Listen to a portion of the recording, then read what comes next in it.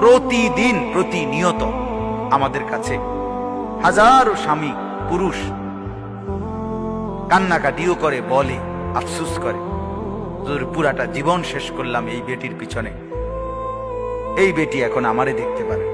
হায় বোকা মহিলা, তুমি যে আরেকটা পুরুষকে পছন্দ করলা, এতো তো বেড়ায়, এটা তো আর ভাবতন না, তো ওইটাও তো তোমার এমনই হবে, তোমার জন্য তো সেও এমনই হবে। যদি মনে করো এই পুরুষ ভালো না, তোমার স্বামী, এবার কদিন পরে তোমার লাগে ভালো হবে না। আপন হালাল যে স্বামী, সেই যদি ভালো না হয়, তো হারাম পুরুষ সে ভালো হবে কিভাবে? কিভাবে সম্ভব? আশ্চর্য।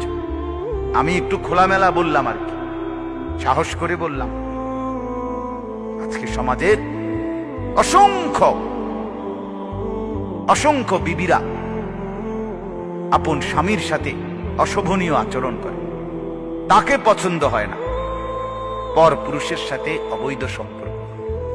26 বছর বেচারা বিদেশ, 12 বছর বেচারা বিদেশ, 5 বছর স্বামী বেচারা বিদেশ।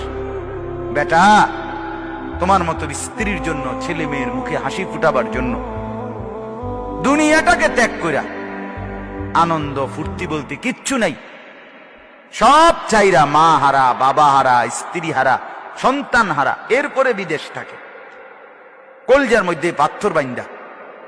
রাতে ঠিক মতো খাওয়া নাই, দিনে ঠিক মতো বিশ্রাম নাই, নিজের খানা নিজে খাইতে হয়, নিজের রান্না নিজে রাঁধতে হয়, নিজের লুঙ্গিটাও নিজে ধুইতে হয়, নিজের গেঞ্জিটাও নিজে ধুইতে হয়।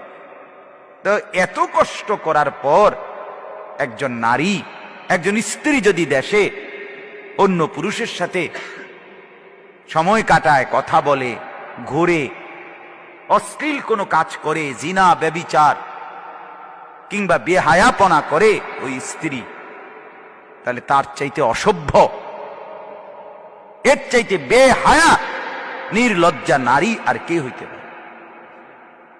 এই মহিলার চাইতে তো রাস্তার জানোয়ার অনেক ভালো, হাইওয়ান জানোয়ার তো এর চাইতে অনেক ভালো, যে তার স্বামীর খেয়ানত করে,